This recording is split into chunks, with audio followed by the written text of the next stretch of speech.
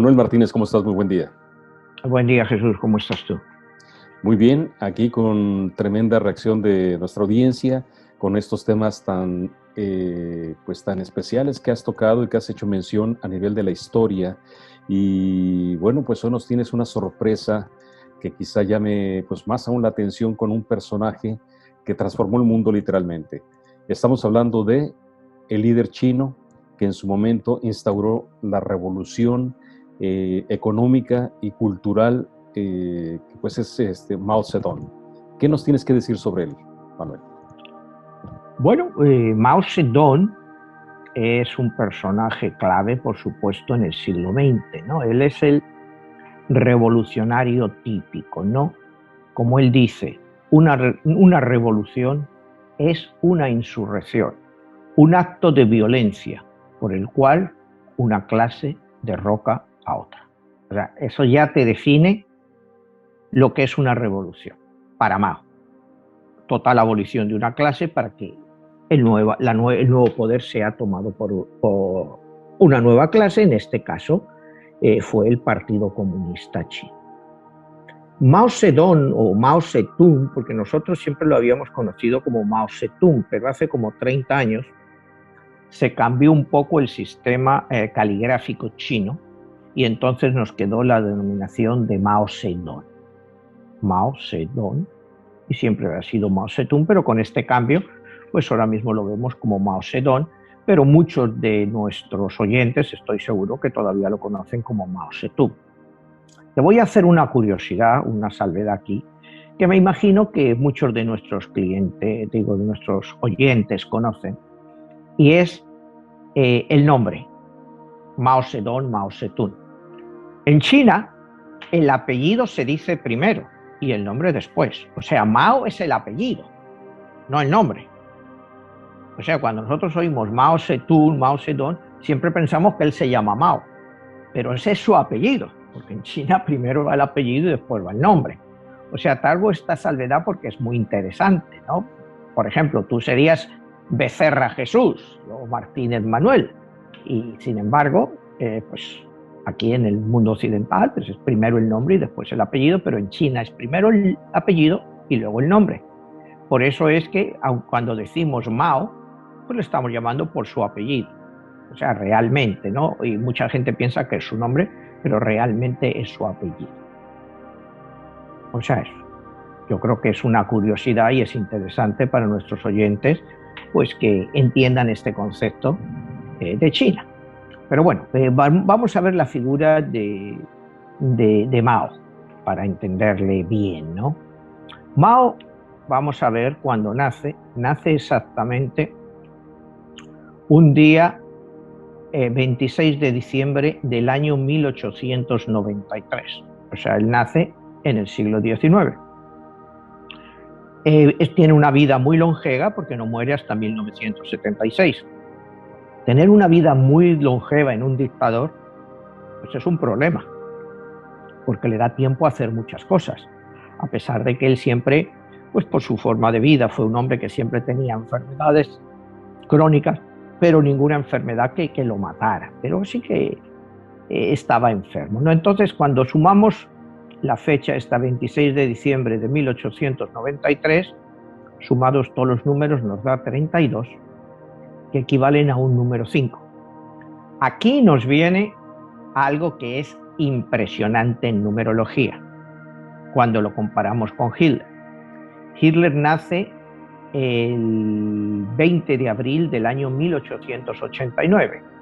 Realmente es solo 4 años más viejo que él. Y sin embargo, Hitler muere, como vimos, mucho más joven, ¿no? Muere en el año 45, ¿no? O sea, con 56 años. Pero cuando tú sumas los números de Hitler, 420, 1889, te da exactamente 32 igual a 5. Exactamente la misma numerología de Mao. Que esto se da solo en un 3% de los casos. Tú tienes la posibilidad de tener una persona con tu mismo número aproximadamente pues un 10%, 9-10%, porque los números van del 1 a 9 más los 3 números maestros, tienes aproximadamente un 9 o un 10% de tener una persona que tenga el mismo número que tú, pero que tenga la misma combinación numerológica que tú, se reduce al 3%. Es decir, que todos tus números, fechas de nacimiento tan diferentes, estás hablando del 20 de abril de 1889 contra el 26 de diciembre de 1893, o sea, los números no coinciden en nada. Y sin embargo, sumados, nos dan exactamente la misma combinación numerológica, que es 32, que equivale a 5. Ahí refleja una personalidad muy similar de los dos. O sea, este es el primer dato que te diría de curiosidad al analizar este tipo de personajes. Los dos tienen la misma numerología y, como anteriormente la había tenido Carlos I de España y V de Alemania, que fue pues el propulsor del Imperio Español. También otro personaje que bueno, pues no llegó al nivel de crueldad de estas personas, pero también fue bastante cruel. A ver, Manuel, ahí en esa parte donde estás hablando de la numerología, nos han preguntado qué tanto uno es determinado su destino por esa frecuencia numerológica. En este caso, al haber esa similitud, ¿ellos tenían la frecuencia de dictadores? Bueno, lo que tenían es la frecuencia de dictadores. No quiere decir que toda persona que sea un número 5 es un dictador, pero lo que les da son unas características comunes. Acuérdate que en numerología cada número tiene su parte positiva y su parte negativa.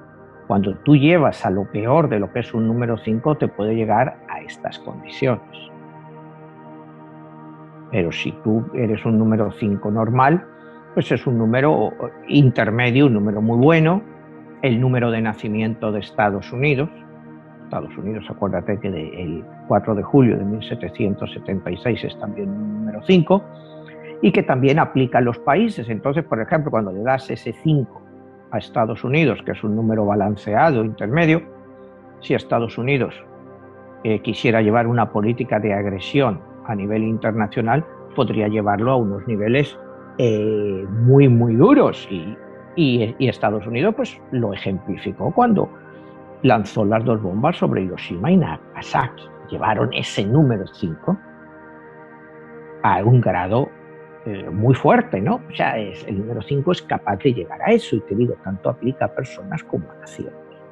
Entonces, sí, cuando me has hecho la pregunta de que si eso ya les daba el destino, yo acuérdate que siempre te he dicho que no creo en el destino. O sea, que el destino nos lo forjamos nosotros día a día. Y Mao se va a forjar su destino día a día, igual que Hitler lo hizo.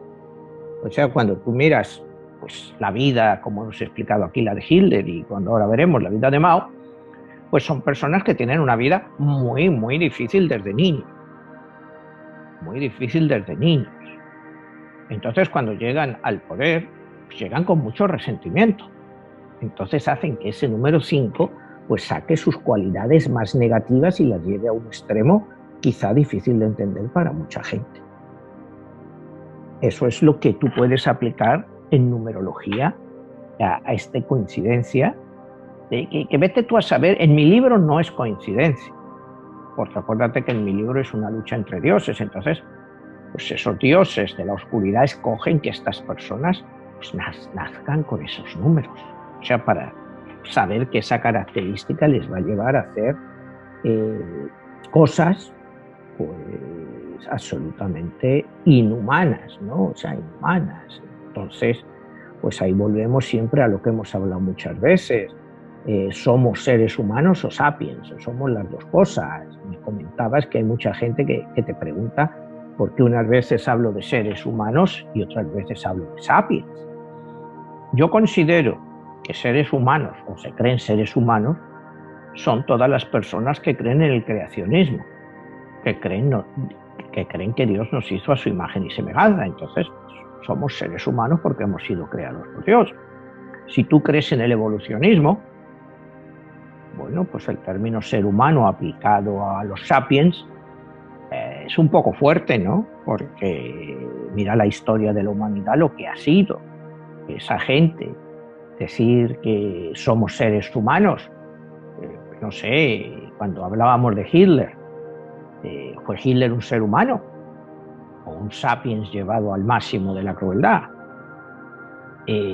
Mao, como veremos ahora, fue un ser humano o otro sapiens, así, pero sapiens, que es la lucha por la supervivencia. Sí. Perdón, pero ahí es el punto importante que nos hacían la pregunta y la mención, que tanto al ser nosotros creación de ellos o ellos tener características que se ven reflejadas en nosotros, que tanto entra esa parte de a imagen y semejanza. En este caso, Mao sería una energía o representante de una energía, de una deidad que representa la crueldad. Sí, absolutamente, pero la crueldad a su máxima expresión, ¿no? Cuando me hablabas que la Biblia que dice que Dios nos crea a su imagen y semejanza, hombre, pues para mí es difícil de entender, ¿no? Porque si Dios nos crea a su imagen y semejanza, estás hablando sobre los dioses de los que yo hablo en mi libro, dioses crueles, porque buscan, o sea, decir que somos una imagen de Dios, pues para mí es un poco difícil de entender. O sea, y sobre todo cuando hablas de un Dios bondadoso y cuando hablas de el castigo eterno. O sea, el castigo eterno, ese fuego eterno que te consume, que por lo que miles de años lleva la gente pensando en ese castigo, esa crueldad de Dios que se justifica en la religión como justicia. O sea, ¿qué diferencia hay entre los crímenes de Hitler o los crímenes de Mao? O lo que pudiéramos decir, los crímenes de Dios, o sea, de tener a un alma o un cuerpo o lo que quieras, quemándose eternamente con ese sufrimiento. O sea, es crueldad. O sea, crueldad, por ejemplo, esta gente te mataba y bueno, sí, te torturaba y eso, pero ya, pero estar en una vida eterna de sufrimiento en el fuego es muy cruel para definir a Dios como capaz de hacer eso.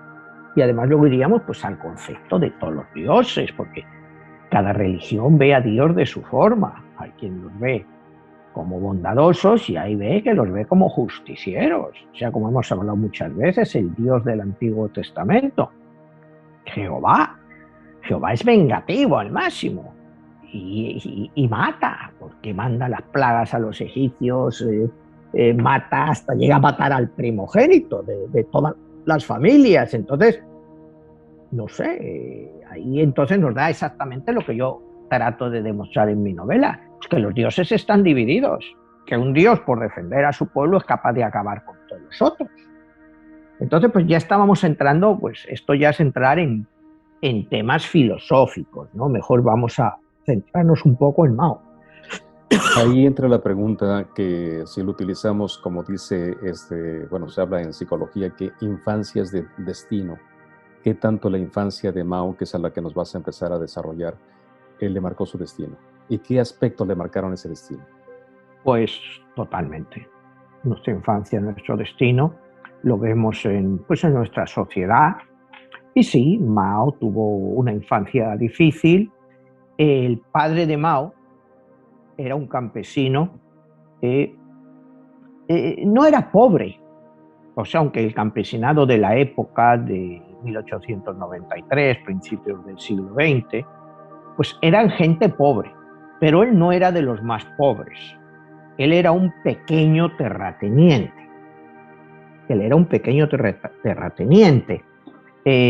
Su padre pues le golpeaba constantemente, igual que a Hitler le golpeaba a su padre. Pero eso era común en la época. O sea, no es decir que fuera que tenga que salir mejor o peor porque tu padre te pegaba de pequeño. Oye, en la época mía, todavía mi padre no nos pegaba, o sea, y ahí nadie salimos tarados por eso, ¿no? O sea, era una cosa común. O sea, en esa época, ¿no? Los padres pues pegaban a sus hijos porque lo veían normal. O sea, si no se portaban bien o ellos creían que no se portaban mal, pues te daban un par de bofetadas o tres y se quedaban tan tranquilos porque te estaban disciplinando. Entonces, sí, Mao tuvo una infancia difícil. Él odiaba a su padre, caso idéntico al de Hitler, y adoraba a su madre, caso idéntico al de Hitler. La madre de de Mao era una budista ortodoxa ferviente. Ella quería pues, que Mao fuese budista, y luego más adelante pues veremos lo que Mao hace con los budistas, ¿no? O sea, es en cierto modo contradictorio, porque podrías decir, pues él tanto quería a su madre que hubiera respetado pues a los budistas porque era en cierto modo respetar a su madre. Y sin embargo, pues Mao no lo hizo.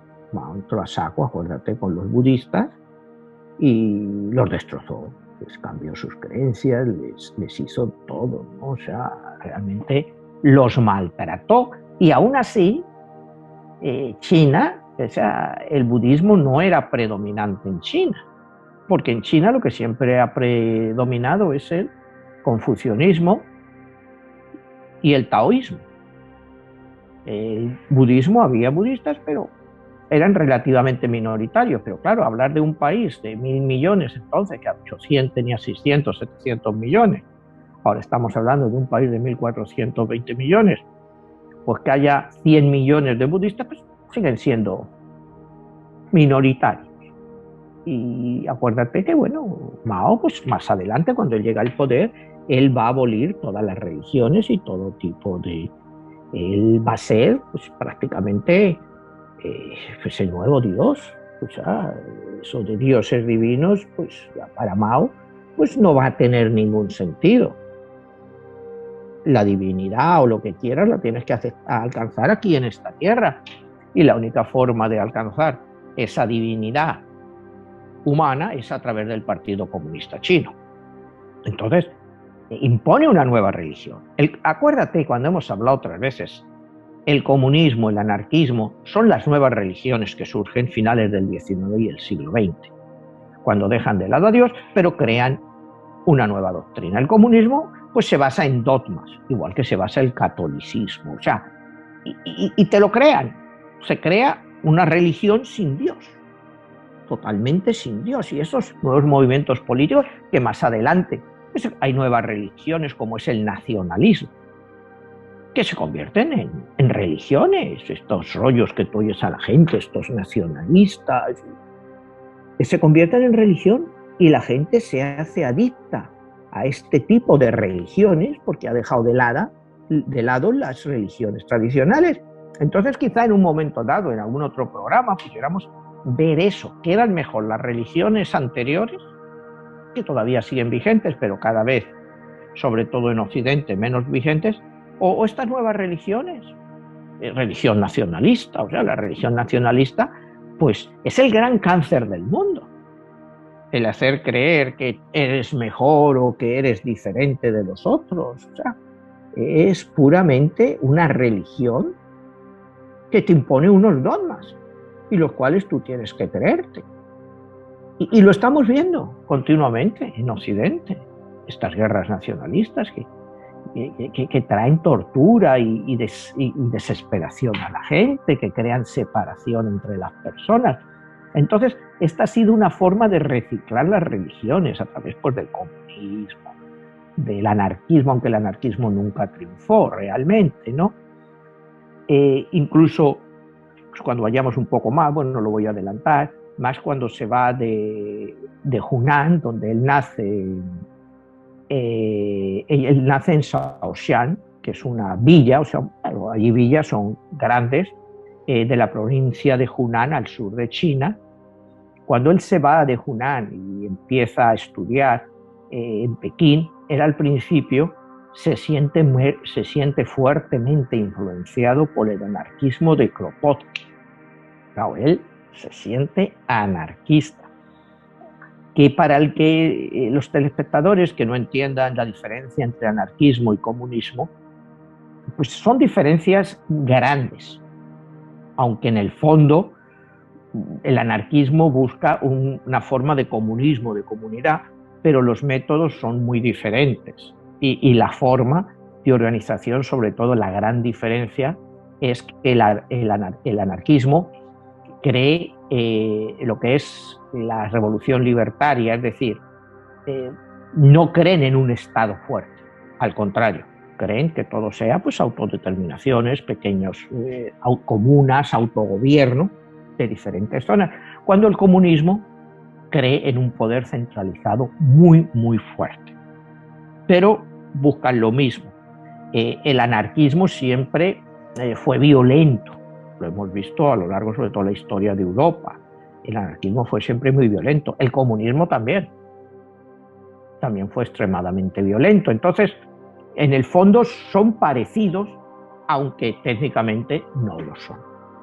Una estructura anarquista sería una estructura totalmente diversificada, mientras una estructura comunista es totalmente centralizada. Y Manuel, ¿y él de dónde toma toda esa información y de dónde él, en su juventud, en su niñez, en esa parte que nos estás hablando, adquiere sus conocimientos? Bueno, mira, él al principio, o sea, cuando él acaba los estudios primarios a los 13 años y el padre quiere que ya deje de estudiar para que se vaya a trabajar en la granja familiar. Y él dice que no, que no va a dejar de estudiar. Él leía mucho, y no, dice que no, pues se enfrenta al padre, tiene una serie, a los 14 años, pues el padre le hace un matrimonio pues de estos arreglados, y a los 14 años lo casa.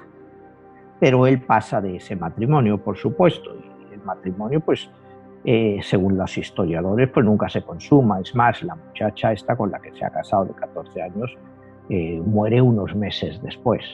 O sea, Mao se casó 4 veces. No sabemos si casado oficialmente, haciendo, no sé, las cosas normales, pues firmando papeles y eso, o realmente pues se juntó. Tampoco hay, pero oficialmente tuvo 4 matrimonios. Es posible que este primero arreglado fuera el que realmente se hizo a través de papeles y de firmas. Los otros no, porque fueron ya durante su época revolucionaria, ¿no? Para hacerte quizá me estoy un poco adelantando a lo que es la personalidad, Mao era, por definirlo así simplemente, un mujeriego, pero de unos niveles que no tenían ni Hitler ni Stalin. O sea, la forma en que Mao estaba con mujeres era continuada, ¿no? Era totalmente continuada. Él era un vicioso sexual, podríamos decir, ¿no? Él era, pues si tú ves fotos de la época, ya cuando está en el poder y eso, la cama que él tenía es una cama inmensa, grandísima, y es porque le gustaba dormir con 4 o 5 mujeres a la vez. ¿Me entiendes? Y se escogía un poco como Trujillo, ¿no? Las mujeres más bonitas. Las mujeres más bonitas, pues que estaban en el Partido Comunista Chino, que eran secretarias, que tenían algún puesto de poder, pues todas tenían que pasar pues por la cama de Mao. Y te digo, pues normalmente dormía con 4 o 5 damas. O sea, esta es otra personalidad que le diferencia mucho de Hitler. A Hitler pues se le conocían muy pocas relaciones, ¿no? Con Rudi Goebel y con la que él vivió y al final se casó justo antes de suicidarse, con Eva Braun. Entonces, Mao en ese aspecto, pues el sexo para él era la vida. O sea, él necesitaba mucho sexo, parte como adrenalina, ¿no? Luego otras características de él, pues que la higiene no era su forma más, o sea, no consideraba la higiene necesaria, ¿no? Y esto pues nos lo relataron reporteros americanos durante la época de la Revolución China, ¿no? Decían que el olor que emanaba era insoportable. Y bueno, pero si él estaba haciendo la revolución, estaba en la gran marcha y estaba eso, pues tampoco tenía tiempo para estarse lavando, ¿no? Pero tampoco le gustaba la higiene bucal. Y él era un fumador empedernido, 2, 3 cajetillas al día.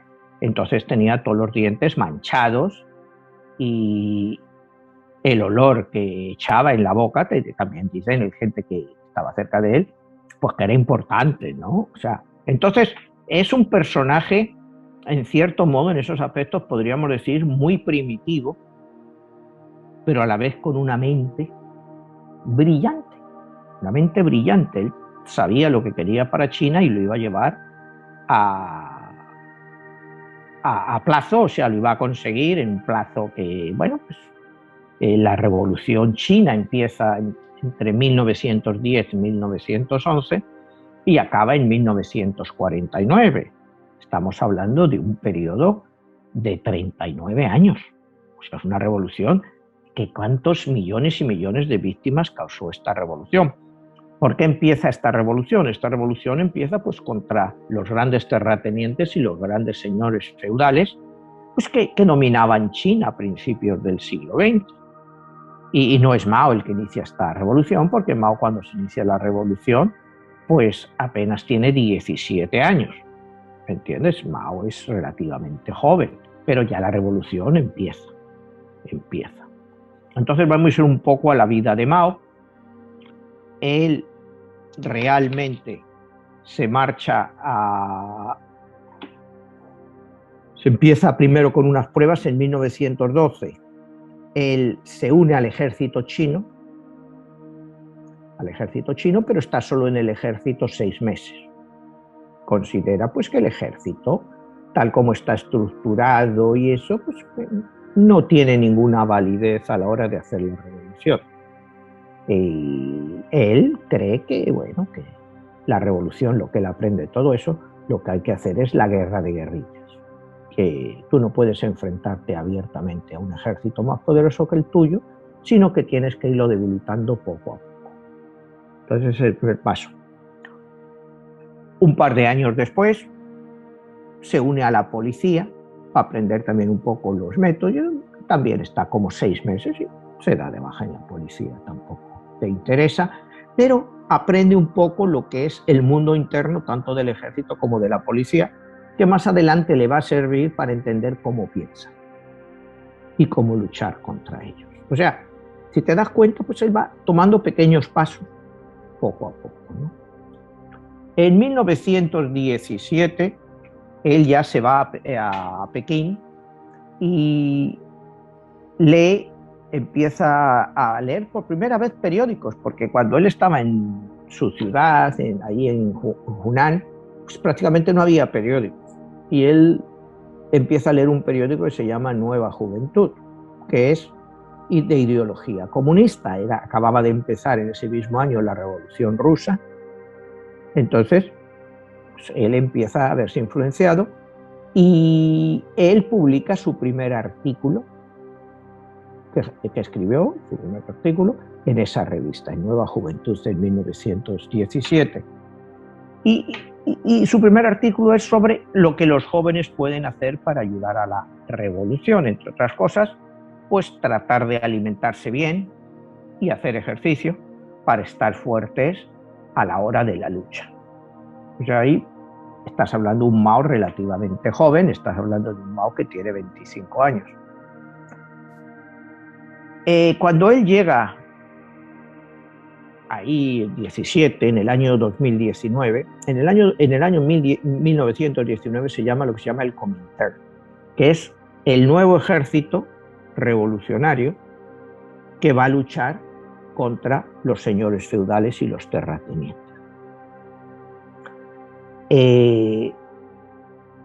Mao se siente, ahí es cuando se siente ya inclinada por el comunismo, y en 1921 Mao es uno de los fundadores del Partido Comunista Chino. O sea, el Partido Comunista Chino no se funda hasta 1921 y es en cierto modo una copia del Partido Comunista Ruso, que ya se había instalado en el poder. O sea, la revolución en 1921, pues ya acaba la guerra civil en Rusia y ya pues, el Partido Comunista Chino pues quiere expandir sus redes por otros países y la fundación del Partido Comunista Chino es muy parecida a la ideología del Partido Comunista Ruso. Estamos en 1921, en 1923 muere Lenin y ya llega al poder pues el padrecito Stalin. Stalin pues es otro caballero de cuidado, comparable a Hitler y Mao, a cualquier nivel que lo midamos, y también empieza Stalin a dictarle las políticas al Partido Comunista Chino, ¿no? Mandan sus agentes. Como dato anecdótico te diré que como buen dictador, pues a Mao no le gustaba viajar. En toda su vida, desde que está en el poder, solo viaja 2 veces en su vida, y las 2 veces es a la Unión Soviética. La primera en 1949, cuando los comunistas chinos y él, Mao, conquistan todo el poder, y se entrevista con Stalin, y no sale muy convencido de esa reunión con Stalin.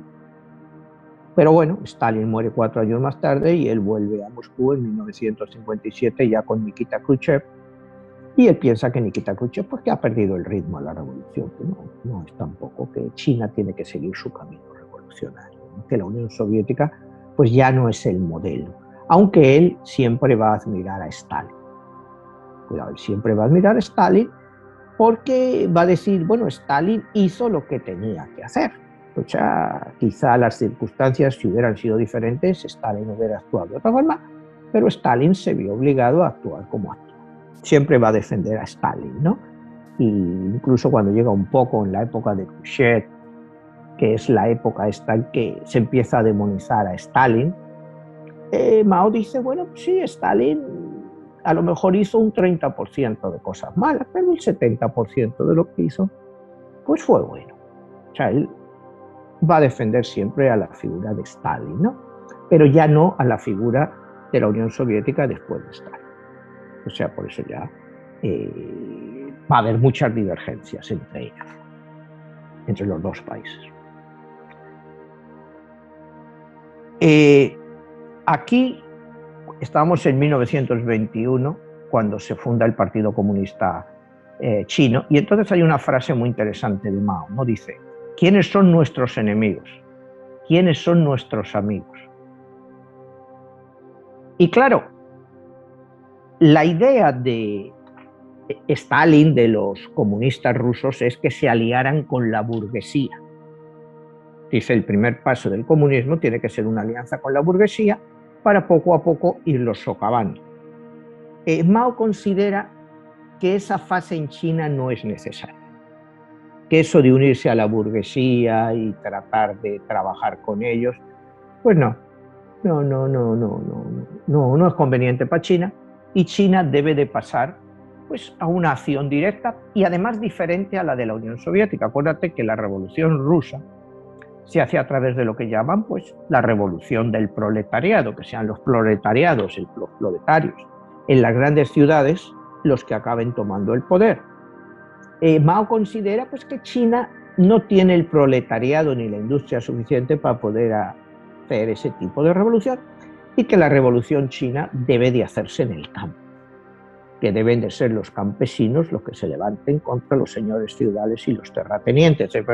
Son dos conceptos muy diferentes de llevar una revolución. La revolución del proletariado en las grandes fábricas, en las grandes industrias, grandes ciudades, contra una revolución permanente, pero poco a poco, y que abarque a todo el campesinado. Ahí ya es la primera gran diferencia y que va a marcar el futuro de las dos naciones, esta visión. O sea, es muy importante entender eso, porque incluso es que Mao no lee a Marx hasta el año 1921, cuando se traduce del ruso al chino, porque hasta entonces no había ninguna traducción de libros de comunismo, ¿no? O sea, entonces, por eso te digo, era lo que les llegaba de oídas, pero nunca lo habían podido leer de sus fuentes, ¿no? Y mira un poco a Marx y dice, bueno, es que lo que esta gente, el marxismo original de Marx, plantea es una revolución en los países más industrializados, es decir, Inglaterra, Alemania, Francia. Ahí es donde Marx veía la posibilidad de esa revolución comunista. No se esperaba tampoco una revolución comunista en Rusia, que era un país muchísimo más atrasado, y muchísimo menos una revolución comunista en un país como China, que como sabemos por su historia, pues todo el siglo XIX fue un siglo de humillación a China. Entonces, pues todo esto estaba dentro de la mente de Mao y dentro de la mente de estos revolucionarios, por lo cual su estrategia es hacer un comunismo a la China. Y eso es lo que le va a diferenciar pues, del comunismo soviético. Él cree que en cualquier país del mundo donde el gobierno falle sistemáticamente en su obligación de garantizar un estándar de vida mínimo para la gente, es un país que tiene una gran potencia revolucionaria. Y esos son los principios que él va a aplicar. Al principio, como hablábamos, en 1923 está el Comintern, que se acababa de formar, el Partido Comunista Chino, a través de la Unión Soviética, dice que a los comunistas, pues que se unan al Comintern. Entonces, los comunistas pasan a formar parte de ese Comintern, que es, bueno, pues, el nuevo ejército, ¿no?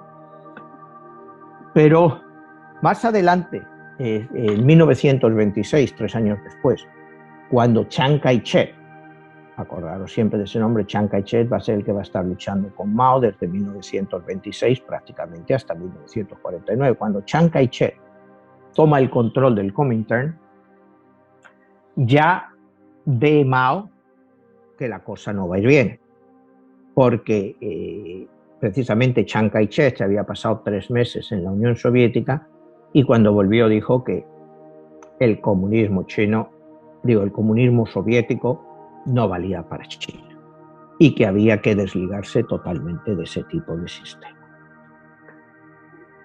En el Comintern había aproximadamente pues, como un 10% de comunistas. De los millones que había, pues había como un 10% de comunistas. Y Chiang Kai-shek desconfiaba de ellos. Entonces empieza a hacer grandes purgas. O sea, entra, por ejemplo, en Shanghái y mata de una atacada a 5.000 comunistas.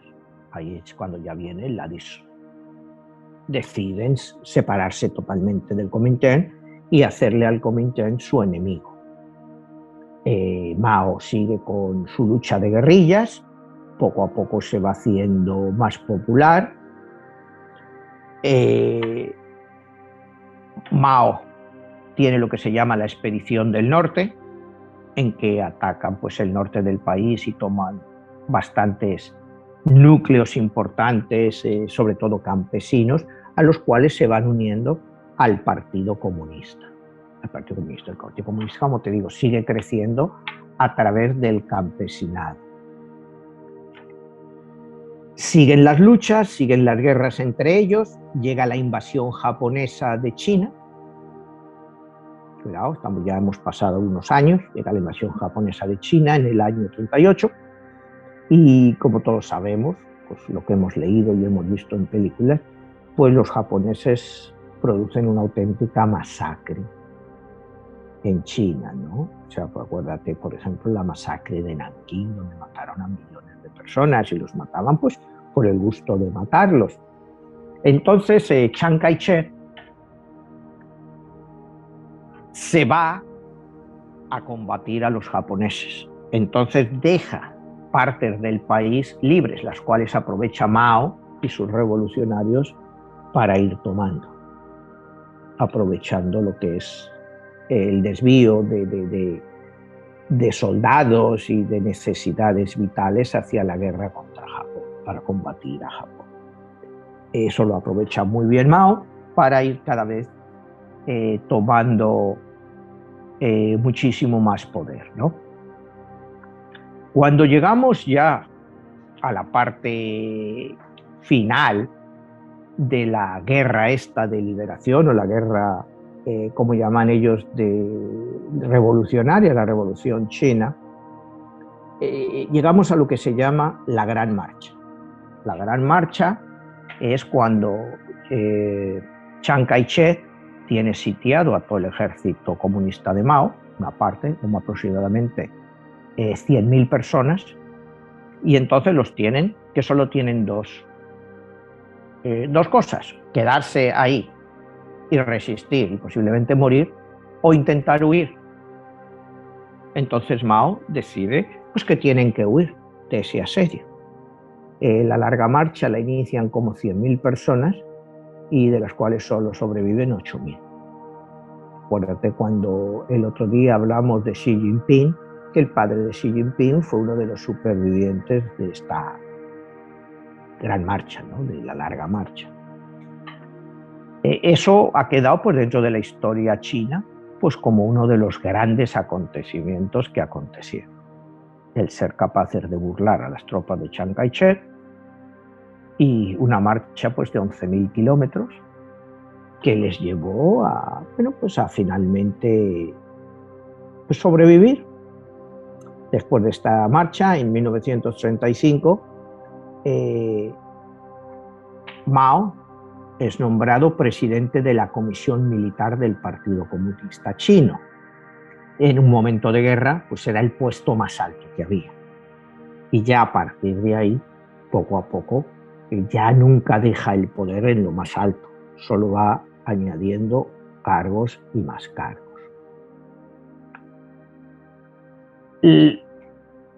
La larga marcha, él cuando es nombrado presidente del Comité de Guerra, dice: la larga marcha es un manifiesto. Proclamo al mundo que el Ejército Rojo es un ejército de héroes, mientras los imperialistas y sus perros son impotentes. El imperialismo proclama su fracaso amargo en cercarnos, perseguirnos, construirnos e interceptarnos. Sin la larga marcha, ¿cómo habría podido aprender tan rápido las grandes masas sociales sobre la resistencia de la gran verdad personificada en el Ejército Rojo? Entonces te digo, eso ya es el punto de inflexión que va a marcar toda la política de Mao. Seguimos un poco y llegamos a 1943, ya ha estallado la Segunda Guerra Mundial en el 39. Ya todo este tiempo pues es pura lucha de guerrillas y cada vez el ejército del Kuomintang de Chiang Kai-shek es más debilitado. En 1943 Japón se ve obligado a abandonar China para mandar sus fuerzas a proteger Japón en la lucha del Pacífico.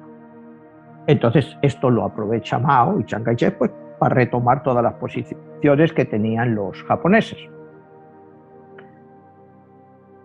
La rendición de Japón en el año 45, bueno, pues hace que estalle ya lo que va a ser la definición de la lucha entre lo que es el Kuomintang, Chiang Kai-shek y Mao Zedong.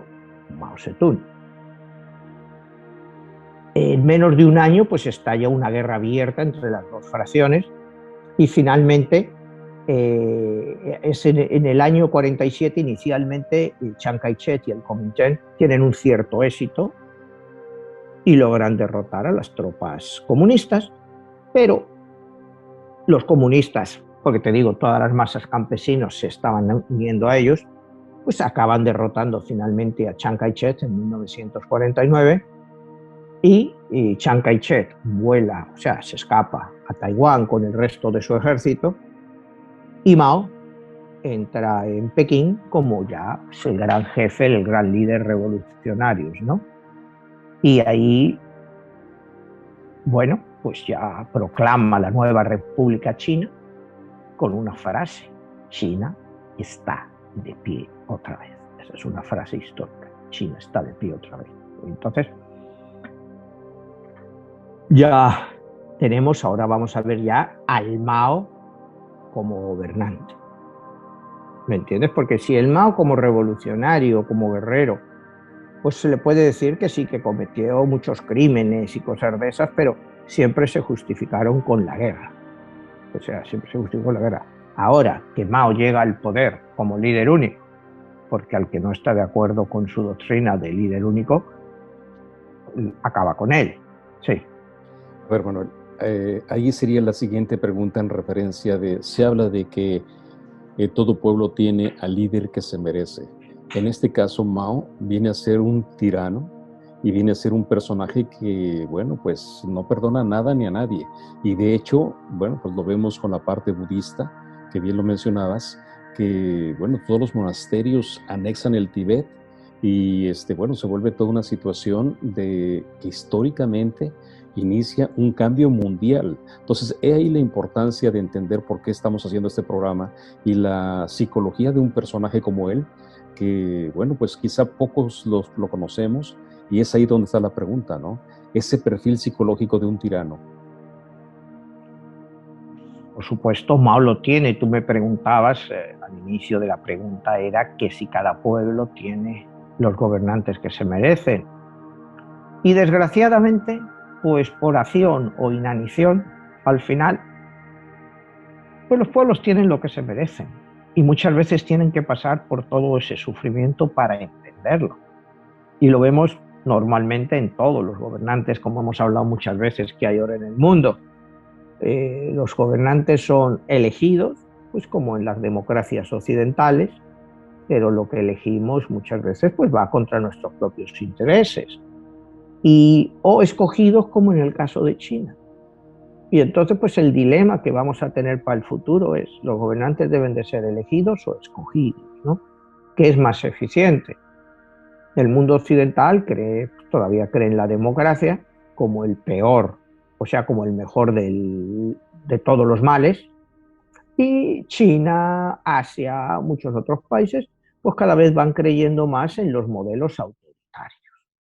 Entonces, dependiendo mucho de la situación económica del país, pues el pueblo va a tener pues lo que se merece, lo que realmente se buscaba.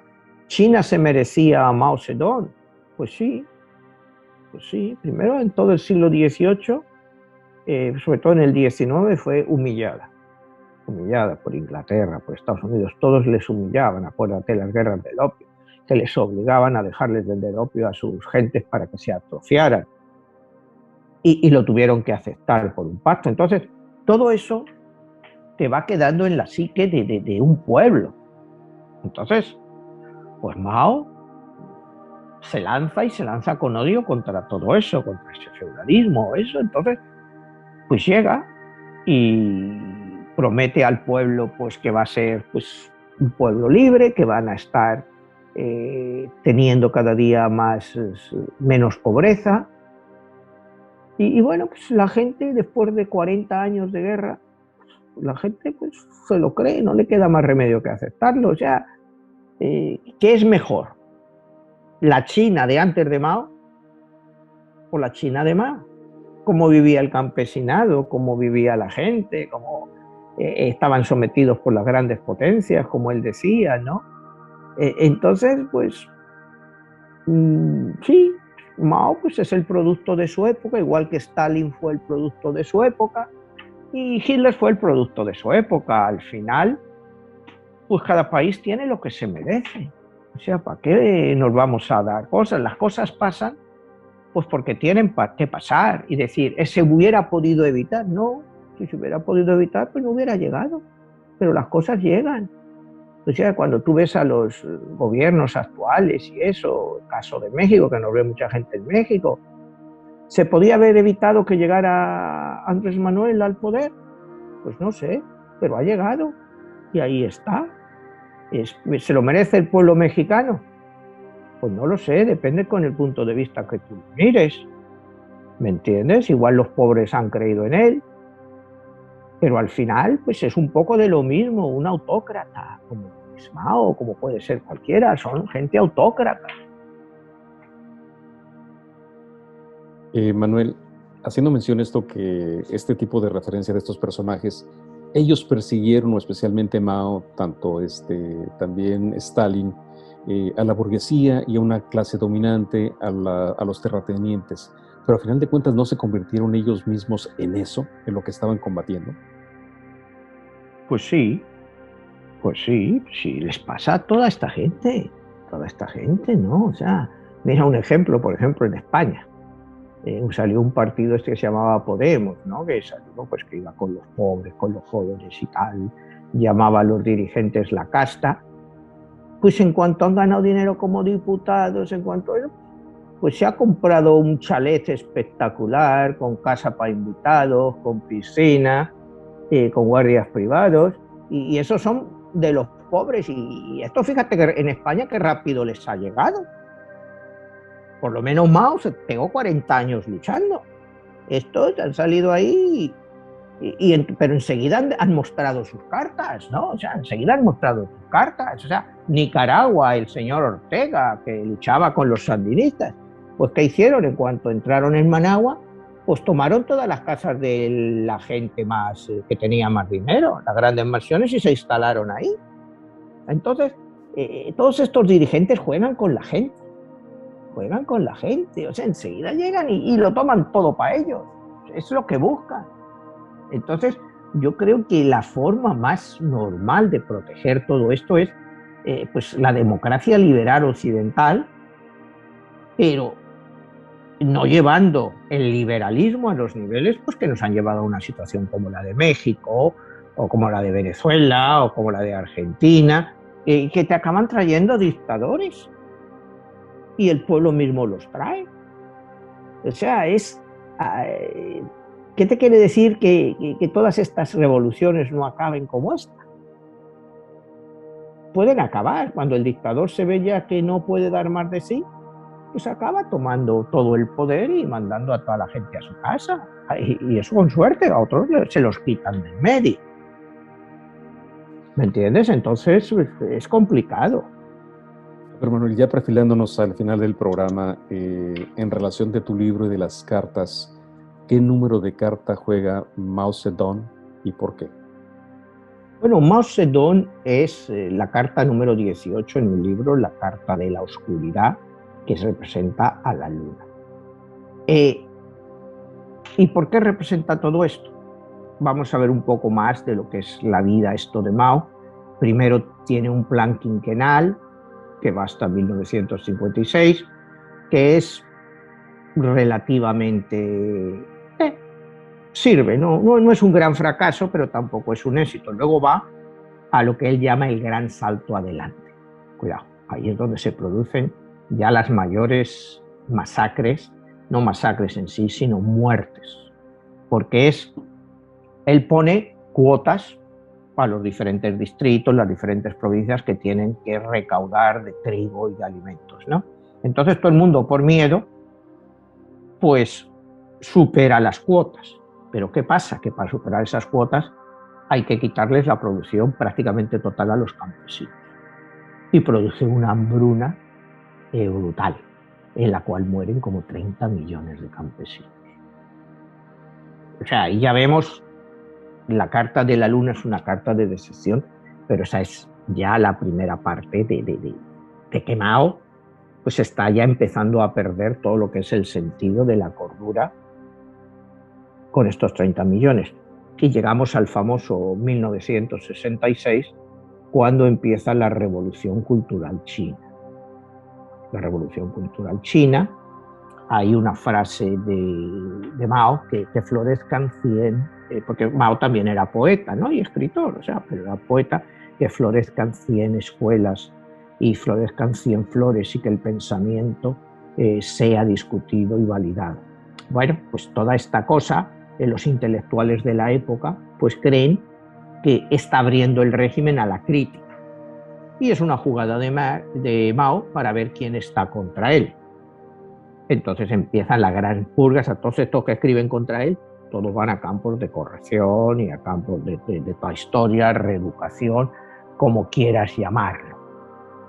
Se produce también durante toda esta revolución, se crean lo que se llamaban los famosos guardias rojos, que eran mayoritariamente jóvenes, que les encantaba matar por el gusto de matar. O sea, por ejemplo, a cualquiera que decían que era un reaccionario les encantaba subirlos a las azoteas y tirarlos desde las azoteas.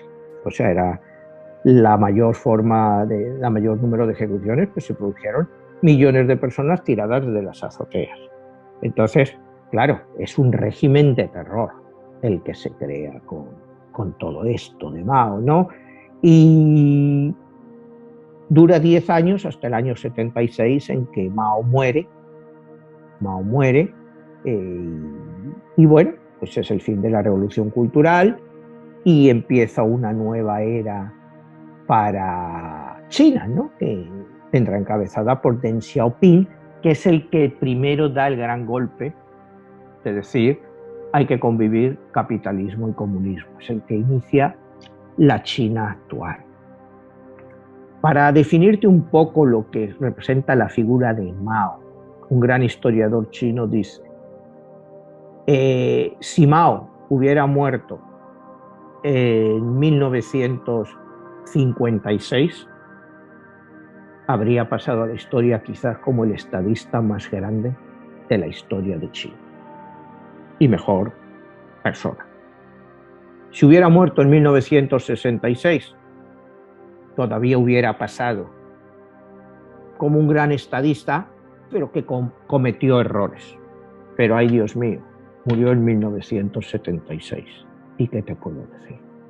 Esa es un poco para definir pues todo lo que representó la revolución cultural, todos los grandes masacres que se hicieron, las torturas, las humillaciones públicas, porque es muy chino eso de las humillaciones públicas, ¿no? O sea, de humillar a la gente con carteles, soy contrarrevolucionario, ponerles un gorrito, y la gente se reía en público de ellos. O sea, son cosas, pues, que bueno, que muy feas, que recuerdan los métodos inquisitoriales que se utilizó en España, por ejemplo, la Inquisición que utilizaba los sanbenitos, que eran estas personas que estaban semivestidas de nazarenos, y ahí con sanbenitos, y la gente pues se reía de ellos pues, porque eran pecadores y que habían ido contra la religión. Pues este sistema chino pues hacía lo mismo, unas torturas brutales y purgas, y te digo, y matanzas populares de los jóvenes guardias rojas, eran matanzas populares. Pues entonces, ese fue el régimen de Mao, muchas masacres, más muertos que con Hitler o con Stalin, muchos más muertos, y con una gran diferencia, que todos los muertos eran locales, eran chinos, porque Hitler mató mucha gente, pero pocos alemanes, a lo mejor sí, 2-3 millones de alemanes, ¿no? O sea, de los otros que mató, pero lo de Mao fue horroroso, 80-90 millones de personas muertas durante su régimen. Entonces es un personaje un poco, pues en el mundo occidental no se le mira con tanta crueldad como se le mira a Hitler o Stalin, pero fue incluso mayor. Manuel, si tú pudieras definir en la carta que estás denominando de tu libro, esa parte de la oscuridad, en referencia de el dolor y todo esto que estás hablando de todas estas masacres, hablando nuevamente de los dioses, ¿era él o son esos dioses los que estaban imponiendo ese nuevo sistema energético? Bueno, en mi libro, la carta de Mao la juegan dos dioses muy poderosos. Es la única vez en este juego de las 22 cartas del tarot en mi libro en que dos dioses entran dentro de un cuerpo, y es Shiva y Quan Ti. Quan Ti, o sea, Shiva le conocemos como la destrucción, pero destruye para que haya algo nuevo, y Quan Ti es el dios de la guerra china, que es uno de los 22 protagonistas de mi libro, y estos dioses entran dentro del alma de Mao para dirigirle pues a una victoria brutal, porque cuando miramos la población mundial, si tú juntas China e India, pues prácticamente ya tienes la mitad de la población mundial, 40%, y si ya le echas. Entonces, el imponer un régimen así en esa parte de la población tan numerosa, pues es un gran triunfo para los dioses de la oscuridad. Mira, la cultura china es la cultura del arroz. La cultura del arroz en el sentido de que su mayor cultivo es el arroz, pero una hectárea de arroz da para comer a muchos miles de personas, cuando una hectárea de trigo no lo da, o una hectárea de maíz tampoco. Entonces los países donde el cultivo sea el arroz van a ser siempre mucho más numerosos y van a tener mucha más población, porque pueden históricamente aguantar una población muchísimo más grande. Se llama la cultura del arroz, y pues ves países como Vietnam, como eso, que tienen muchísima población, por eso, porque se dedican a comer arroz y el arroz da mucho de sí. Entonces, también eso es una forma de ver la mentalidad del arroz. Entonces, China es la cultura del arroz, entonces es mucho más violenta. Pues muy bien, Manuel, excelente nuevamente toda esta disertación de este personaje y alguien que pues es desconocido para nuestra cultura. Así que bueno, invitamos a las personas para que, bueno, quien quiera buscar más información, lo puede escuchar nuevamente este programa en Spotify y en qué otras partes más, Manuel. Bueno, lo puedes escuchar, pues realmente puedes comprar los libros, tanto en libro impreso como en ebook o como audiolibro. Todo lo puedes comprar en Amazon. Todo en cualquier país del mundo se puede comprar en Amazon. Puedes escuchar el libro, que creo que se escuchan muy bien. La verdad, lo que más vendo son audiolibros. La gente le gusta escuchar todo lo que es el libro en audiolibro. Y es Amazon, solo tienes que poner mi nombre, Manuel Martínez, 22 La Guerra de los Dioses, o te vas a mi página de autor y ahí tienes todos mis libros. Muy bien, Manuel, pues te agradezco muchísimo y invitamos a las personas que nos dejen comentarios, preguntas o sugerencias de temas que quieran escuchar aquí con nosotros. Nos vemos hasta la próxima. Hasta la próxima.